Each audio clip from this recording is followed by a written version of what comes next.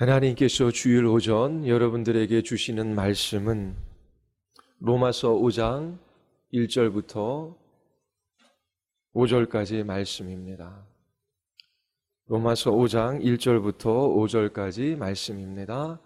하나님의 말씀을 들으시기를 바랍니다. 그러므로 우리가 믿음으로 의롭다 하심을 받았으니 우리 주 예수 그리스도로 말미암아 하나님과 화평을 누리자. 또 그로 말미암아 우리가 믿음으로 서 있는 이 은혜에 들어감을 얻었으며 하나님의 영광을 바라고 즐거워하느니라. 다만 이뿐 아니라 우리가 환난 중에도 즐거워하나니 이는 환난은 인내를, 인내는 연단을, 연단은 소망을 이루는 줄 알미로다.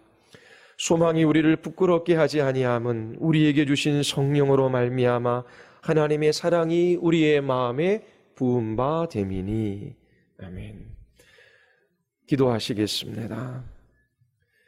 거룩하시고 자비로우신 하나님, 우리 모두 하나님의 말씀 앞에 섭니다. 성령께서 주명하여 주셔서 바로 깨달아 알아가게 하여 주시고 우리의 눈을 들어 주의 영광을 바라며 기뻐하게 하여 주시옵소서. 우리를 택하시고 부르셔서 이곳에 살게 하신 주의 목적이 있는 줄 압니다. 하나님, 저희들이 주님의 부르심을 따라 사명을 이루는 삶들을 살아가게 하여 주시고 부르신 모든 그곳에서 하나님을 기뻐하는 예배자의 삶을 살아가게 하여 주시옵소서. 주께서 말씀으로 우리 예배 가운데 찾아와 주시기를 간절히 원하오며 예수 그리스도의 이름으로 기도드리옵나이다. 아멘.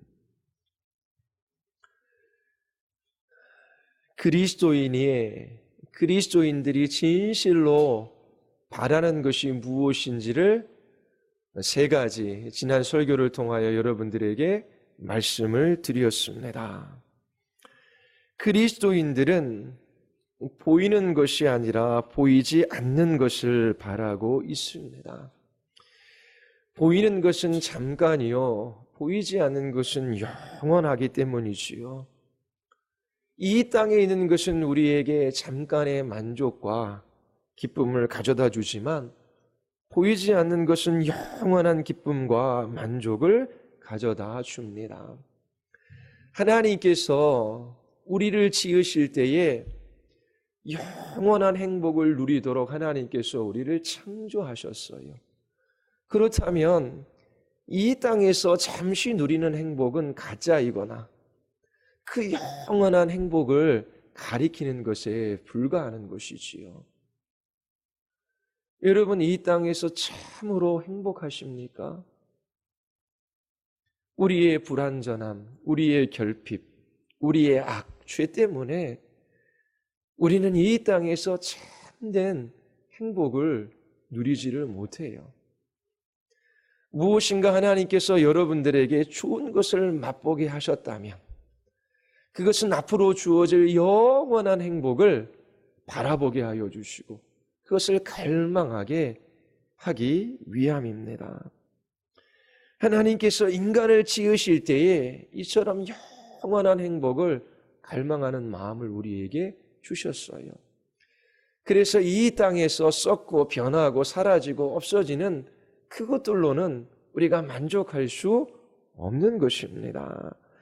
잠시 기쁨을 가져다 주지만, 잠시 우리를 행복하게 하는 것 같지만 그것은 진짜가 아니기에 이 땅에 있는 것들만 붙들고 살아가면 허망할 수밖에 없습니다. 그리스도인이 되어서 20살 때에 간절히 바라는 것이 있어요. 청년들이 여기 있지요? 여러분들이 꿈꾸고 기대하고 바라고 소망하는 것이 무엇입니까? 시간이 지나 80이 되고 90이 되지요. 우리 집사님들 중에 그렇게 연세 드신 분들이 있어요. 그러면 여러분 20살 때에 간절히 바라고 기대하던 그것이 80이나 90이 되어서도 동일한 기대와 소망이 되십니까? 젊었을 때는 건강하니까 이 일도 하고 싶고 저기도 가고 싶고 또 맛있는 걸 먹으면 그렇게 즐겁고 행복해요. 그런데 노년의 때가 되면 감각이 다 쇠하지요. 맛있는 것도 별로 없어요. 보는 것, 듣는 것, 그리고 경험하는 것이 그렇게 새로울 것이 없습니다. 만약 20살 때에 이 땅에 보이는 것을 갈망하며 이 땅에 있는 것을 자기 자신의 행복으로 삼았다면 80이나 90이 되어서 얼마나 허망할까요? 그러나 그리스도인들은 20살이나 80이 되었을 때나 보이는 것을 갈망하는 것이 아니라 보이지 않는 것을 소망합니다. 우리에게 영원한 행복을 주님께서 약속해 주셨기 때문이에요. 그리스도인들이 소망하는 것이 무엇입니까? 지난 시간을 통하여 여러분들에게 세 가지를 말씀드렸어요. 디도서 2장 13절의 말씀을 가지고 여러분들에게 설교를 했지요. 복스러운 소망과 우리의 크신 하나님 구주 예수 그리스도의 영광에 나타나심을 기다립니다. 그리스도의 영광에 나타나심을 기다려요. 여러분, 주님 다시 오실 것을 간절히 사모하고 계십니까? 이것이 참 믿음과 가짜 믿음을 구별하는 시금석이 됩니다. 베드로는 그의 첫 번째 편지에서 믿는 너희에게 그리스도는 보배이다 라고 말합니다.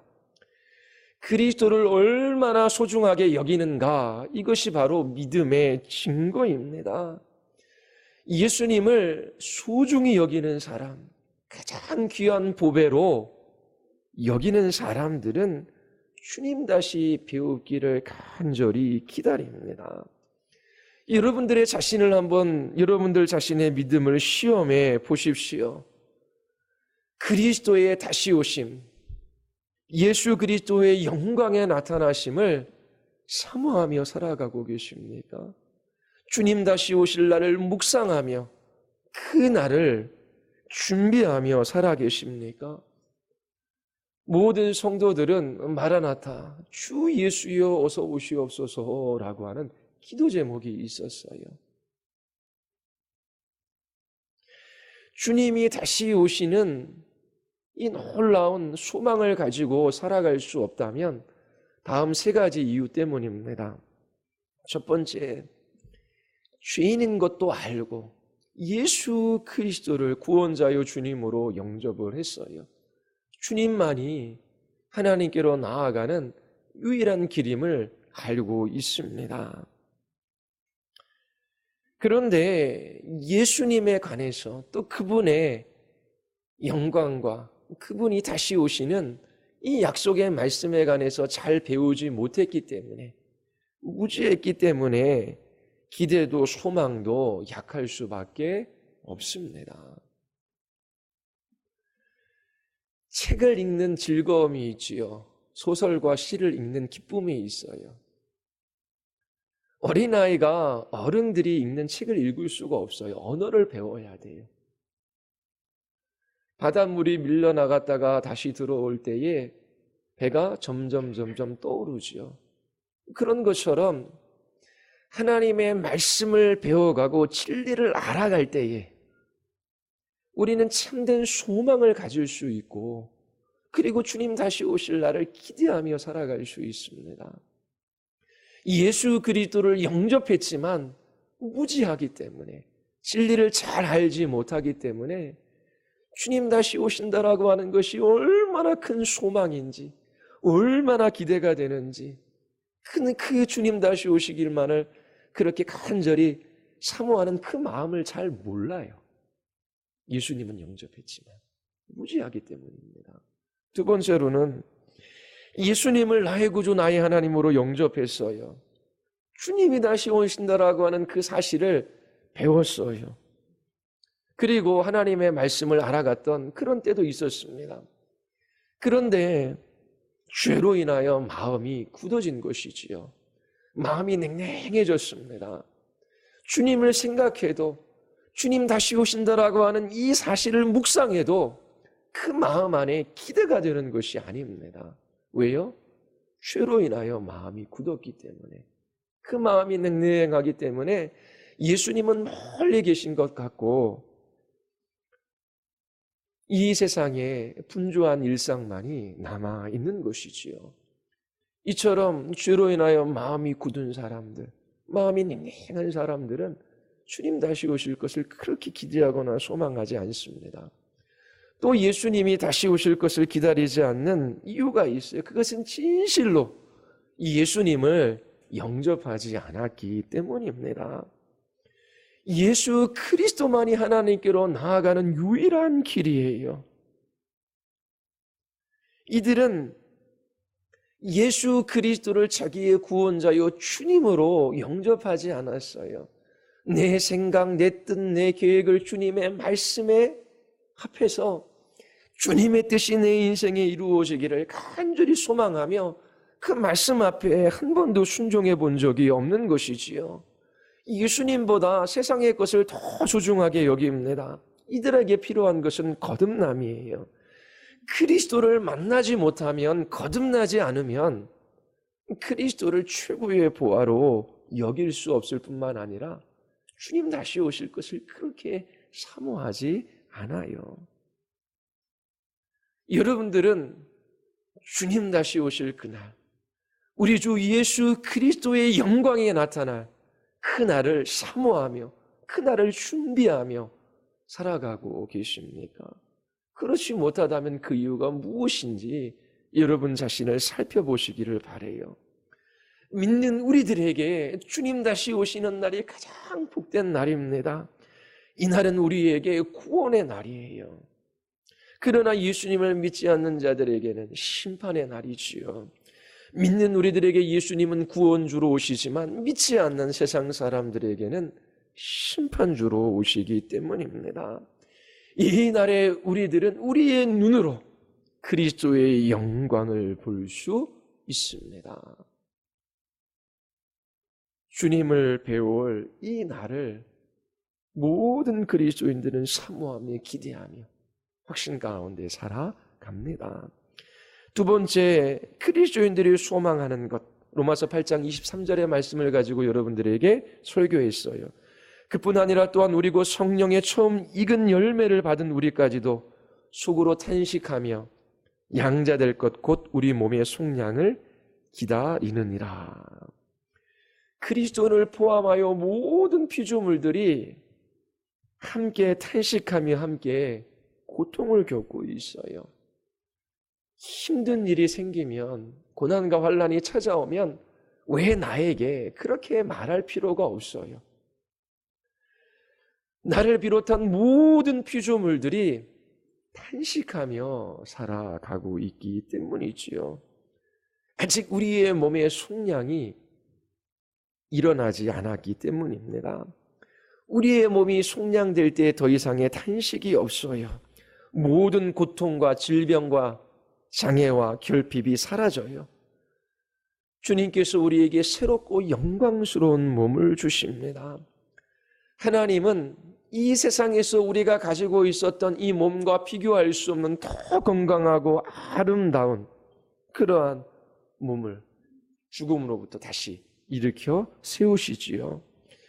연약한 육신으로 인하여 이 땅에서 고난을 경험할 수밖에 없습니다. 이 속량되지 않은 몸 가운데 살아가는 우리들은 탄식하며 살아갈 수밖에 없어요. 그러나 이 탄식은 영원하지 않습니다.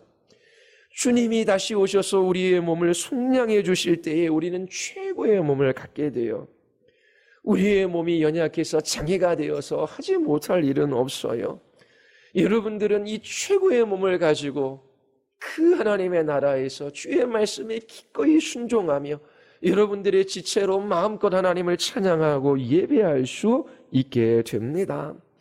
우리의 몸이 속량되는 그날 모든 피조물들이 그날을 기다려요. 왜냐하면 그 모든 피조물들도 하나님의 자녀들의 영광에 참여하게 될 것이기 때문입니다. 그리스도인들은 이처럼 몸의 속량을 기다려요. 세 번째, 갈라디아서 5장 5절의 말씀을 가지고 우리의 참된 소망이 무엇인지를 말씀드렸어요. 우리가 성령으로 믿음을 따라 의의 소망을 기다리노니. 이 갈라디아서 5장 5절의 말씀은 우리에게 용기와 교훈을 줘요. 4가지 정도 우리가 진리를 찾아볼 수 있었습니다. 첫 번째는 의의 소망이라고 하는 단어입니다. 바울은 구원받은 죄인에 불과한 우리들에게 용기와 위로를 줍니다.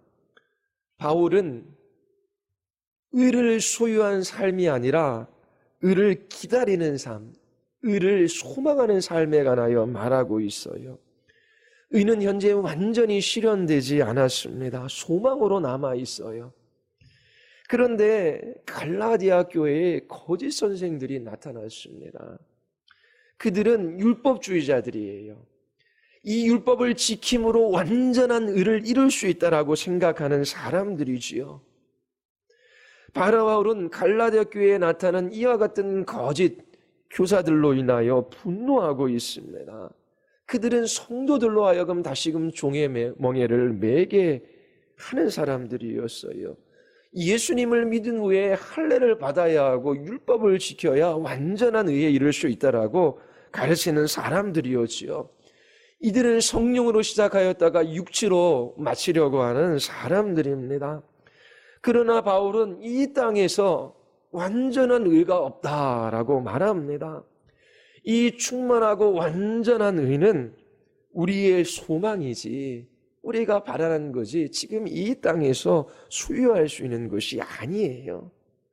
우리는 완전한 의를 바라고 있습니다. 이 땅에서 우리는 완전할 수 없어요. 그러므로 자기 자신을 너무나 바라봄으로 자기 정죄의 덫에 걸려 넘어지지 마십시오. 다시금 종의 멍에를 매려고 하지 마십시오. 우리는 하나님의 은혜로 자녀 되었어요. 자녀가 왜 노예처럼 행동하려고 합니까? 여러분이 가치 있는 무엇인가를 행함으로 하나님께서 여러분들을 인정해 주실 것이라고 그렇게 생각하지 마십시오. 그것은 노예적인 사고방식이에요. 이렇게 순종하고 이렇게 내가 교회를 섬기고 하나님을 섬기면 하나님께서 나에게 복을 주시고 나에게 번영을 가져다 주시고 이 땅에서 남부럽지 않은 삶을 살아가게 하실 거야. 그 모든 것들이 노예적인 사고예요. 노예는 자신의 행위로 주인의 집에서 그 가치를 인정받고 한 자리를 차지해 보려고 합니다. 하지만 자녀들은 그럴 필요가 없어요. 아버지의 것이 다 아들의 것이 아닙니까? 자녀는 무슨 일을 함으로 그 가족에서 그 가족의 일원으로 받아들이기를 원하지 않아요. 이미 가족이 되었기 때문에 그래요. 노예가 아니라 자녀이기 때문이지요. 여러분들의 가치를 하나님 앞에 인정받아 보려고 그렇게 할 필요가 없습니다. 하나님께서 우리를 은혜로 자녀 삼으셔서 이 땅에 살아가게 하셨어요. 주님은 우리에게 노예의 삶을 버리고 자녀로 살아가라라고 말씀하셔요. 영접하는 자 곧 그 이름을 믿는 자들에게 하나님의 자녀가 되는 권세를 주셨습니다. 자녀들에게 자랑할 것이 있다면 십자가밖에 없어요. 노예들은 십자가를 몰라요. 자녀가 아니기 때문에 자기 자신의 행위를 자랑하며 살아갑니다. 그리스도인들에게는 의의 소망을 기다리는 이 갈망이 있습니다. 완전한 의를 소유한 것이 아니라 그 의를 기다리며 살아가요. 두 번째, 기다리노니라고 하는 단어 속에서 사도 바울은 우리에게 위로와 교훈을 줍니다. 우리는 몸의 속량을 기다리지요. 뿐만 아니라 완전한 의를 기다립니다. 이 완전한 의를 기다리는 동안 우리는 이 땅에서 탄식하고 그리고 좌절하고 실망합니다. 바울처럼 오라 나는 곤고한 사람이로다. 이 사망의 몸에서 누가 나를 건져내랴. 이러한 탄식이 끊임없이 나와요. 기다리라는 이 단어는 우리에게 위로와 권면의 메시지를 담고 있습니다. 우리는 기다려요. 우리의 의는 완전하지 않아요. 완전하지 못한 것이 우리가 그리스도인이 아니다라고 하는 증거가 아닙니다. 그러므로 이 기다리라라고 하는 단어는 우리에게 위로를 줍니다. 완전하지 못한 것으로 인하여 절망하거나 자기정죄의 늪에 빠지지 마십시오. 그리고 기다리라라고 하는 이 단어는 우리가 의에 관하여 무관심한 사람이 되어서는 안 된다라고 하는 것을 가르쳐주고 있습니다. 우리는 완전한 의를 열렬히 기다리며 사모합니다. 이 기다리라는 단어는 기대와 갈망을 담고 있는 단어예요. 의에 줄이고 목마른 자는 복이 있나니 그들이 배부를 것이며, 의에 줄이고 목말라 하는 삶을 그리스도인들이 살아가요. 그러므로 우리는 죄에 안주할 수 없어요. 우리의 몸도 불완전해요. 몸의 속량을 기다려요. 우리의 도덕적 상태도 완전하지 않아요. 이 세상에서는 완전히 없어요. 의의 소망을 가지고 있어요. 그래? 그렇다면 어차피 완전하지도 않고 죄에서 자유로울 수도 없는데 천국은 따놓은 당상이니까 막 살지. 그렇게 하지 않는다라고 하는 것입니다. 의의 소망을 기다리는 사람들은 죄에 안주할 수 없어요. 죄와의 싸움이 있습니다. 늘 승리하는 것이 아니에요. 실패해요. 죄에 져요. 이 죄로 인하여 가슴 아프지요. 그러면 하나님 앞에 가지고 나아가, 하나님, 저는 죄인입니다. 이처럼 불순종하며 불신앙의 삶들을 살아갑니다. 하나님, 나의 죄를 용서하여 주시옵소서. 예수 그리스도께서 나의 과거, 현재, 미래의 모든 죄값을 대신하여 십자가에서 죽으셨지요. 그리스도의 십자가의 보혈로 나의 죄를 덮어주시고 하나님 사죄의 은총을 베풀어 주시옵소서.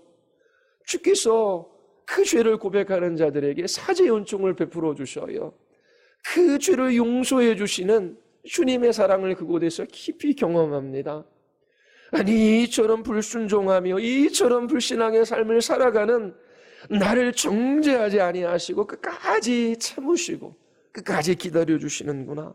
위로와 기쁨과 힘이 생겨요. 이제 또 나가서 죄와 싸워요. 그런데 또 승리하는 것이 아니에요. 또 넘어지고 또 실패하고 또 낭망해요. 또 주님 앞에 나아가, 주님, 이렇게 반복적으로 실패하고 넘어지는 죄인에 불과합니다. 가슴 아파서 아파하며 주님 앞에 나아가, 하나님, 저라는 존재는 의지할 구석이 하나도 없어요. 그러면서 더 주님을 의지하고, 그렇게 주님을 의지하며 그 죄를 고백하는 우리들에게 여전히 사랑으로 은혜로 선대하시는 주님을 만나 배우고, 다시금 또 힘과 용기를 내어 한 걸음 한 걸음 걸어가요. 우리 안에 선한 일을 시작하신 이가 그리스도의 날까지 이루실 것을 확신하며 주님의 나라를 향하여 한 걸음 또 한 걸음 내딛습니다. 5장 5절에 보면 우리가 성령으로 소망을 기다린다라고 합니다. 우리의 힘으로 살아갈 수 있는 것이 아니에요.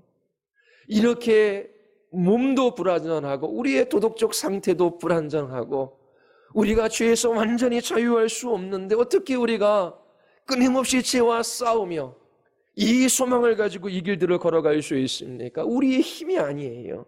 성령으로 의의 소망을 기다리죠. 이 말의 의미는 하나님의 능력으로 의의 소망을 기다린다라고 하는 것입니다. 성령께서 우리로 하여금 이 길을 걸어가게 하시는 거예요. 우리 자신의 힘으로 의를 기다릴 수 없습니다. 우리가 의의 소망을 기다리는 것은 하나님의 일이에요. 성령께서 우리를 이끌어 가십니다. 그러면 성령 하나님의 은혜로운 일하심에 대한 우리의 반응이 무엇입니까? 믿음입니다. 우리가 성령으로 믿음을 따라 의의 소망을 기다리는 것이지요. 여러분, 과거를 한번 되돌아보십시오. 우리가 죄인 되었을 때에, 우리가 하나님을 대적할 때에, 하나님과 원수 되었을 때에, 불경건한 삶을 살아갈 때에 그리스도께서 우리를 위하여 죽으셨습니다. 이것을 생각할 때마다 헤아릴 수 없는 주님의 사랑을 경험해요. 도저히 이 세상에서 찾아볼 수 없는 사랑입니다. 우리가 죄인 되었을 때에 주의 사랑을 받을 만한 가치 있는 존재가 아님에도 불구하고 예수님께서 우리를 위하여 십자가에서 죽으셨어요. 그리고 눈을 돌려 여러분 자신이나 여러분들의 미래를 한번 보십시오. 여러분 자신도 불안전하지요. 우리의 미래도 불확실합니다. 그러나 우리는 염려에 매여 종노릇하며 살아가지 않아요. 그리스도인들에겐 자유가 있어요. 확신에 찬 소망을 가지고 살아갑니다. 왜요? 예수님의 사랑은 결코 실패하지 않기 때문입니다. 주님께서 결코 우리를 떠나지도 아니하시고 버리지도 않으시라고 약속해 주셨어요. 우리가 죄인 되었을 때에 그 아들 예수 그리스도를 십자가에 내어주심으로 하나님의 사랑을 확증해 주셨어요. 그리스도 안에 있는 이 하나님의 사랑에서 끊어낼 것이 아무것도 없습니다. 그래서 우리는 불안해며 종노릇하지 않고 자유한 자녀의 삶을 살아갑니다. 우리는 소망 가운데 살아가요. 이 땅의 행복은 참된 거 아닙니다. 주님께서 무엇인가 좋은 것을 경험하게 하셨다면 영원한 행복, 참된 행복을 바라게 하시기 위함이에요. 우리는 주님의 얼굴을 맞대고 볼 그날을 기다립니다. 그날은 우리에게 저주의 날, 심판이 아니라 구원의 날이에요. 가장 복된 날입니다. 더 이상 우리는 아프지도 않고 약하지도 않은 건강하고 완전한 몸을 갖기를 기다려요. 그날에 우리의 모든 몸으로 주님을 예배하며 주님께 기꺼이 순종하며 살아갑니다. 그리고 우리는 더 이상 죄짓지 않는 건강하고 완전한 영혼을 갖기를 기다리고 있지요. 이 소망이 우리에게 기쁨을 가져다 주고 사랑과 담대함과 용기와 인내를 가져다 주는 것입니다. 막 설렘 가운데 살아가게 해요. 자, 오늘 한 가지 더 여러분들에게 말씀을 드리겠습니다. 그리스도인들이 진실로 소망하는 것 한 가지가 더 있는데 로마서 5장 1, 2절이 우리에게 말해주고 있어요. 우리 같이 한번 읽어볼까요? 같이요. 그러므로 우리가 믿음으로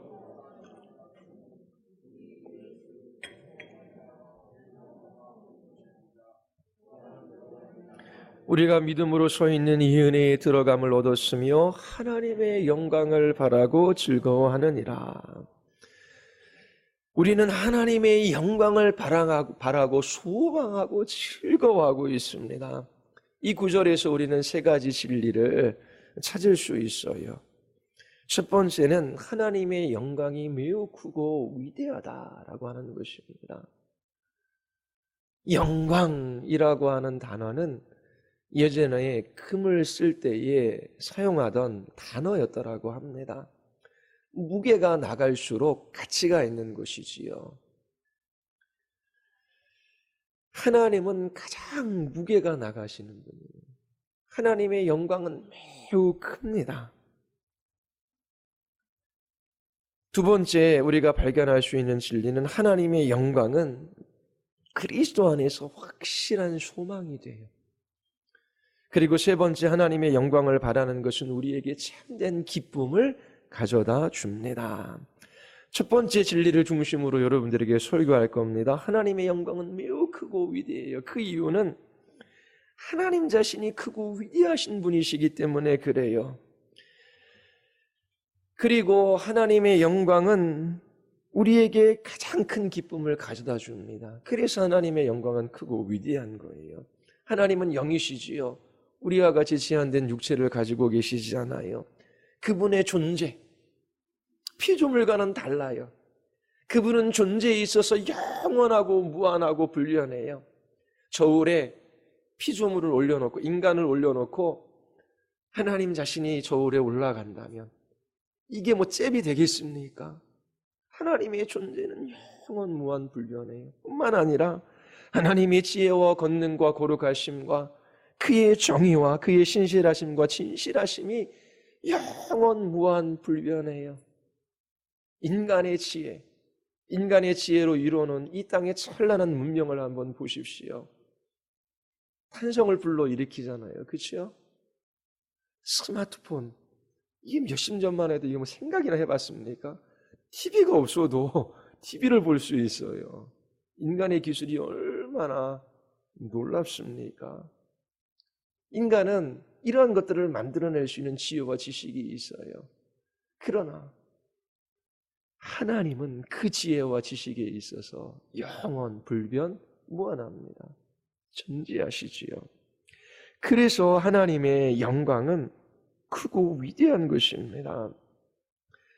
여러분들 중 하나님의 영광을 바라며 기뻐하며 즐거워할 수 없다면 하나님께서 여러분들의 마음의 눈을 열어주셔서 주의 영광을 볼 수 있게 해주시기를 바랍니다. 하나님께서 허락하시면 어느 한순간에 볼 수 있지만 우리가 서두에서 말씀드린 것처럼 어린아이가 언어를 배워가고 그리고 그 언어를 통해서 책을 읽을 때 그 책을 통하여 전에 느껴보지 못했던 감동을 경험하지 않습니까? 저도 영어로 된 것이 있으면 번역된 것보다 영어로 보는 것이 훨씬 더 좋아요. 왜냐하면 훨씬 더 풍성하게 다가와요. 그러면 영어를 배우지 않은 사람은 번역된 것을 읽을 수밖에 없잖아요. 그러면 영어를 배워서 그 원전이 주는 그 재미와 감동을 느끼려고 하면 어느 한순간에 이루어집니까? 그런데 신앙생활을 해도 이 하나님의 영광을 바라고 기뻐하고 즐거워하는 것이 무엇인지를 모르며 살아가는 사람들이 많이 있어요. 우리의 마음을 일깨워 주셔서 여러분들이 이 설교를 통하여 하나님의 영광을 더 갈망할 수 있게 되기를 바라요. 그리고 이전보다 더 풍성한 하나님의 영광을 여러분들이 맛보아할 수 있게 되기를 바랍니다. 하나님은 신약 성경에서 여러 가지 방식으로 하나님의 영광이 얼마나 크고 위대한지 우리에게 알려주셔요. 로마서 11장 36절에 보면 만물이 주에게서 나오고 주로 말미암고 주에게로 돌아갑니다. 그에게 영광이 세세히 있을지어다. 이 땅에도 무거운 것이 있어요. 중한 것이 있다라고 하는 겁니다. 그러나 이 땅에 있는 것은 유한해요. 그런데 하나님의 영광은 영원해요. 주의 영광은 영원하기에 어떻게 해요? 크고 위대한 것입니다. 뿐만 아니라 하나님은 당신의 영광이 얼마나 큰지 세상에 일시적이고 사라지기 쉬운 영광과 대조하여 하나님께서 보여주십니다.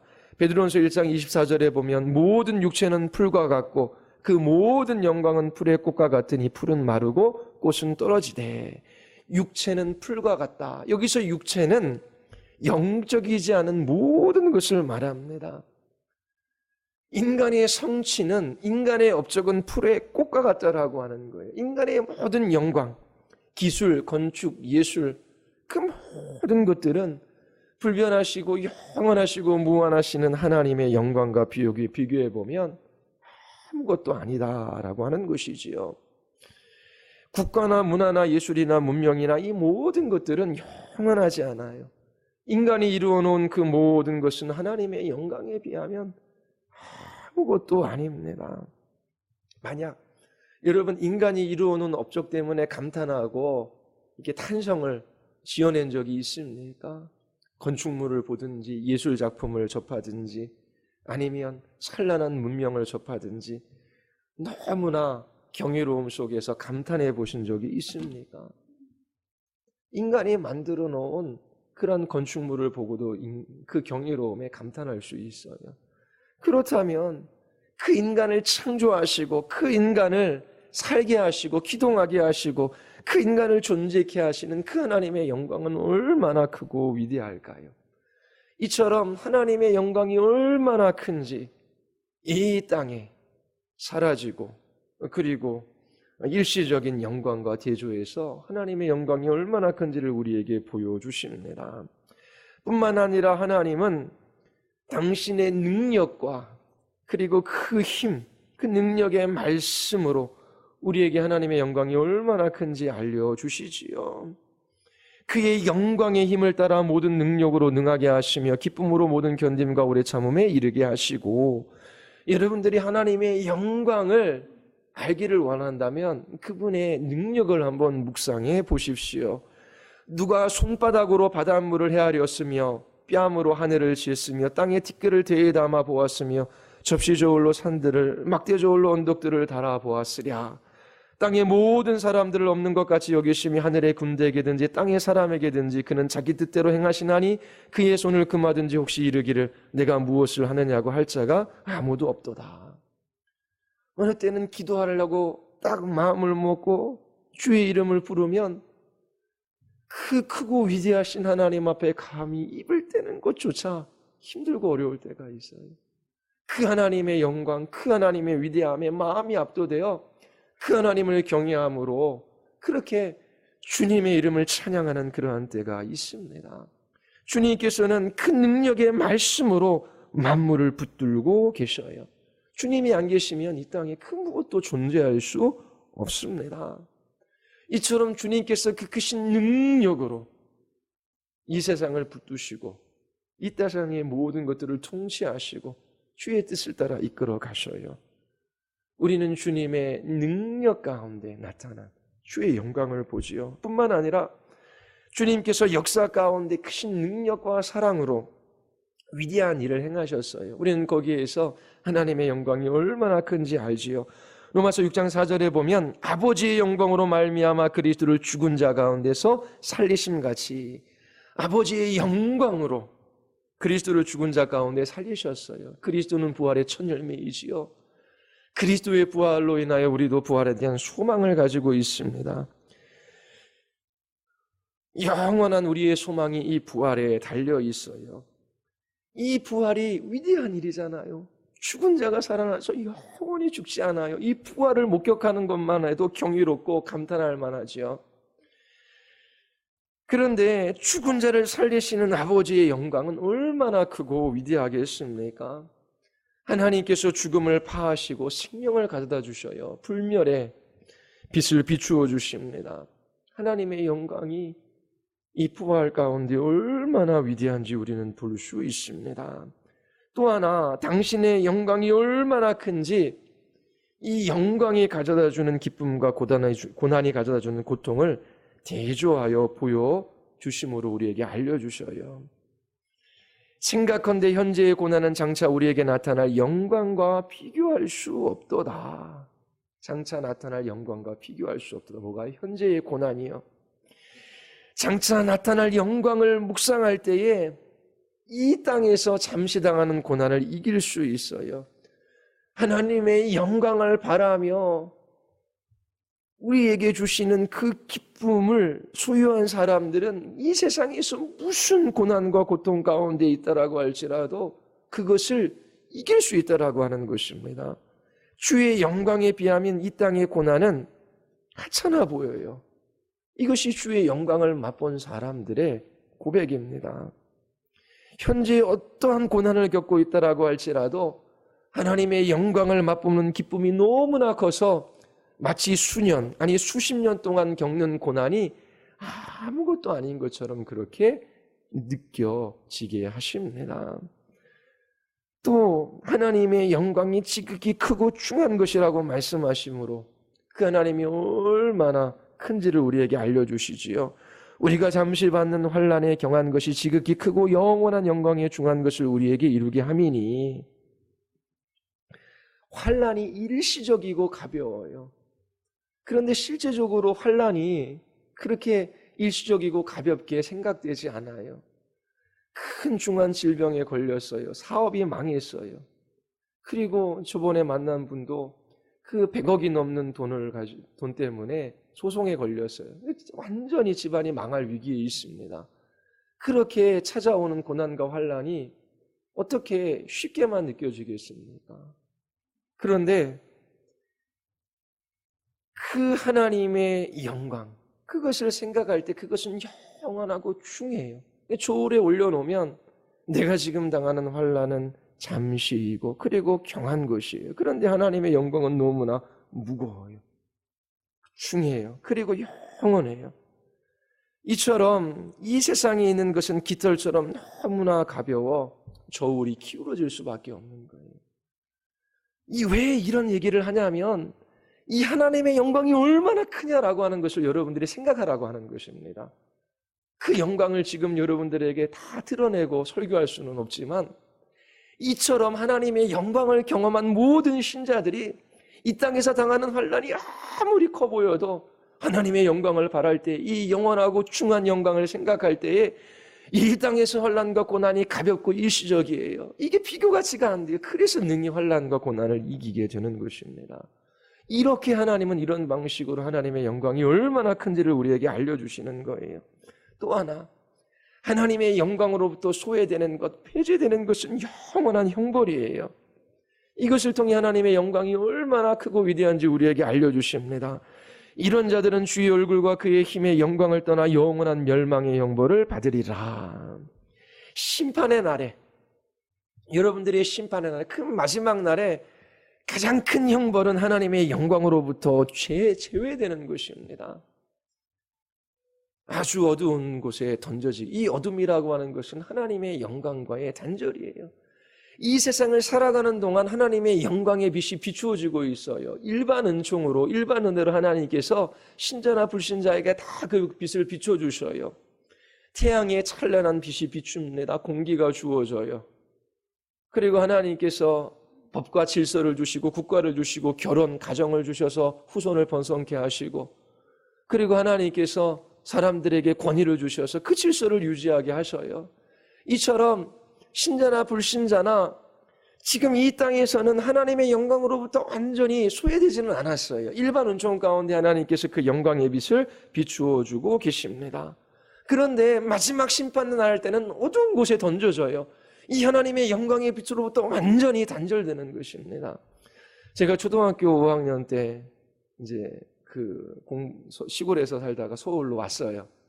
근데 너무나 시골에 가고 싶은, 고향에 가고 싶어요. 6학년 때는 못 갔어요. 중학교 1학년 때 매주 토요일마다 이제 시골 교회를 내려갔어요.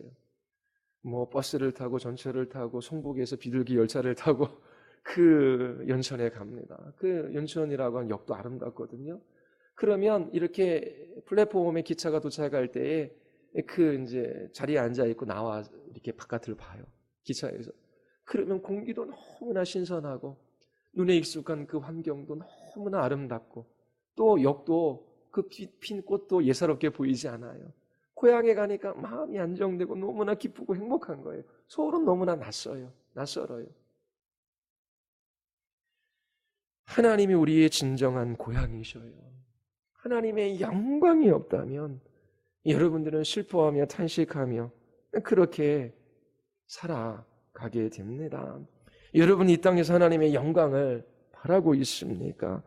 아니면 하나님의 영광이 얼마나 크고 위대한지 알지 못하기에 이 세상의 영광, 이 세상의 명성, 이 세상의 번영을 쫓아 살아가고 있지는 않습니까? 하나님의 영광이 가져다주는 참된 기쁨을 맛보지 못했기에 가짜, 거짓된 것에 행복과 기쁨을 찾으며 종로로 달며 살아가고 계시지는 않습니까? 하나님의 영광으로부터 영원히 멀어지는 결과를 초래하는 그러한 어리석은 삶을 이 땅에서 살아가지 마십시오. 하나 더 하나님의 영광이 얼마나 큰지 한 장의 그림으로 우리에게 보여주는 성경 구절이 있어요. 계시록 21장 23절인데 그 성은 해나 달의 비침에 쓸데없으니 그 성, 거룩한 성 예루살렘, 하나님 나라, 그 나라에는 해와 달의 비침이 쓸데없대요. 왜냐하면 하나님의 영광이 비치고 그 어린 양이 그 등불이 되심이라. 찬란한 태양빛, 그 태양의 위대함, 그것은 하나님을 나타내는 상징이 됩니다. 그런데 그 하나님의 나라에서는 더 이상 어떠한 상징도 필요 없어요. 왜냐하면 하나님의 빛이 너무나, 영광의 빛이 너무나 찬란하기 때문에 이 태양빛을 무색하게 만들기 때문이지요. 이처럼 태양빛도 무색할 정도로 하나님의 영광이 크고 위대하다고 하는 이 말씀이 성경에서 우리가 배울 수 있는 거예요. 마지막으로 한 가지만 더. 하나님은 예수님을 우리에게 보내어 주셔서 당신의 영광이 얼마나 큰지 우리에게 알려주셨어요. 그는 하나님의 영광의 광채시여 그 본체의 형상이십니다. 하나님의 영광은 낯설거나 희미한 것이 아니에요. 예수님을 본다면 은혜와 진리가 충만하신 독생자의 영광을 봅니다. 그 영광은 아버지의 영광이에요. 바울은 우리에게 하나님의 영광이 얼마나 큰지 우리에게 가르쳐주고 또 그것을 경험할 수 있다라고 말합니다. 이 땅에서 경이롭고 놀라운 것, 또 명성, 찬양할 것, 찬미할 것이 있다면 그 모든 것은 하나님의 영광에 속한 거예요. 다른 영광은 하나님의 영광에 비하면 시들고 말 풀의 꽃과 같습니다. 하나님의 영광이 이처럼 크고 위대해요.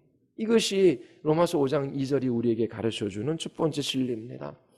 두 번째, 하나님의 영광은 예수 그리스도 안에서 확실한 소망이 됩니다. 하나님의 영광은 아직 완전히 다 나타나지 않았어요. 하늘이 하나님의 영광을 선포하고 예수님 자신이 하나님의 영광을 우리에게 나타내지요. 그럴지라도 그것은 완전한 하나님의 영광의 반영과 형상은 하나님의 완전한 영광의 반영은 아니지요. 단지 조금 하나님의 영광을 반영할 뿐이고 형상에 불과합니다. 우리는 지금 하나님의 영광이 나타날 것을 바라며 살아가고 있어요. 우리는 기다립니다.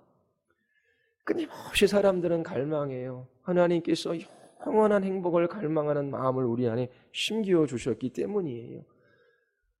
그리스도의 영광에 나타나는 날 우리의 몸은 속량되고 완전한 의를 소유합니다. 우리는 하나님의 영광이 나타나기를 기다리며 살아가고 있지요. 자, 그리스도인들은 하나님의 영광에 참여하게 될 것입니다. 그런데 어떻게 확신할 수 있습니까? 누군가 여러분들에게 물어봅니다. 당신을 이렇게 행복하게 하는 것이 무엇입니까? 당신을 이렇게 기뻐하고 즐겁게 하는 것이 무엇입니까? 물어봐요. 그때 한 성도가 대답합니다. 하나님의 영광에 참여할 수 있다라고 하는 것을 알고 있기 때문입니다. 또 사람은 물어봐요. 당신은 그것을 어떻게 알 수 있습니까? 여러분들은 무엇이라 답하겠습니까? 로마서 5장 1, 2절이 우리에게 답을 줘요. 나는 하나님의 영광에 참여할 것을 알고 있어요. 왜냐하면 나는 믿음으로 의롭게 되었기 때문입니다. 나는 하나님과 화평을 누리고 있기 때문이지요. 나는 하나님의 은혜 아래 서 있기 때문입니다. 예수님 때문에 나의 모든 죄가 용서되어졌어요. 그리스도의 의로 나에게 옷 입혀주셨어요. 예수님 때문에 하나님과 화목하게 되었고 이 은혜의 자리에 서게 되었습니다. 그래서 하나님의 영광에 참여할 것을 저는 확신합니다. 우리는 이처럼 예수 그리스도 그분으로 말미암아 하나님의 영광에 참여할 것을 확신하며 소망할 수 있습니다. 빈민가에 살던 한 어린아이가 있어요.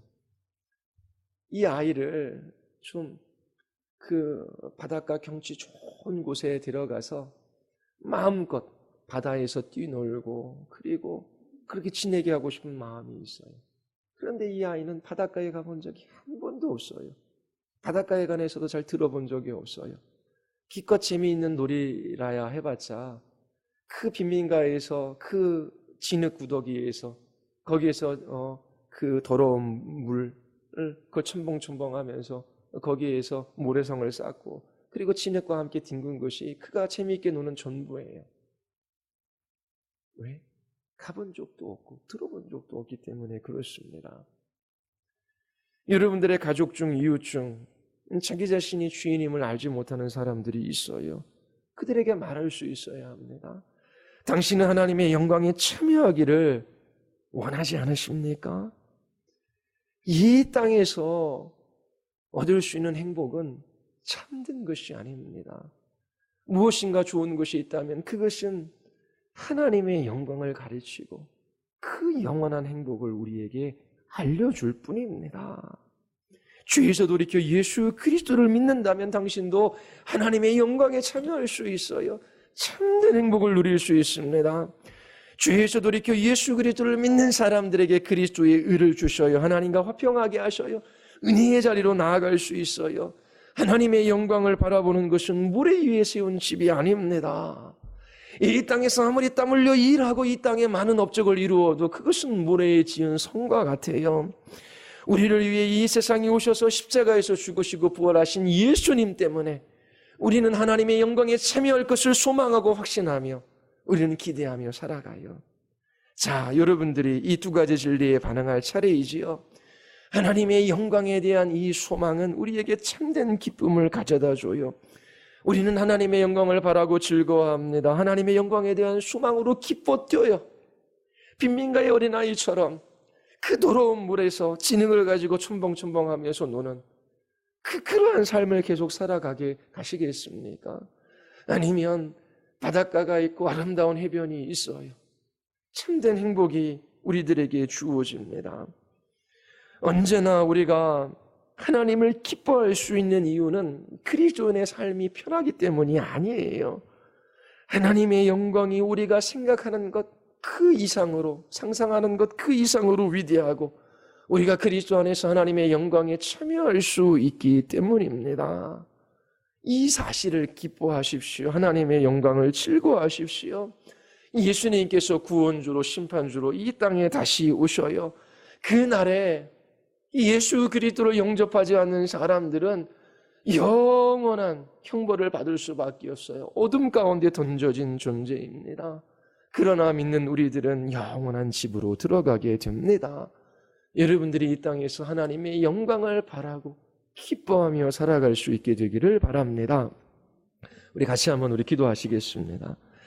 우리 이 시간 기도할 때 하나님, 우리가 무지함으로 우리의 마음이 죄로 인하여 냉랭함으로 그리스도를 영접하지 않았기에 주의 영광을 바라며 기뻐하는 것이 무엇인지를 알지 못하며 살아갑니다. 눈에 보이는 것은 소망하지만 바라는 것을 소망하는 것을 알지 못합니다. 하나님, 우리의 영혼을 일깨워 주시고 우리 안에 참된 소망을 허락하여 주시기를 위하여 기도합시다. 그리스도 안에서 저희들이 하나님의 영광에 참여할 것을 기뻐하며 주님의 영광이 나타날 날을 사모하며 하루하루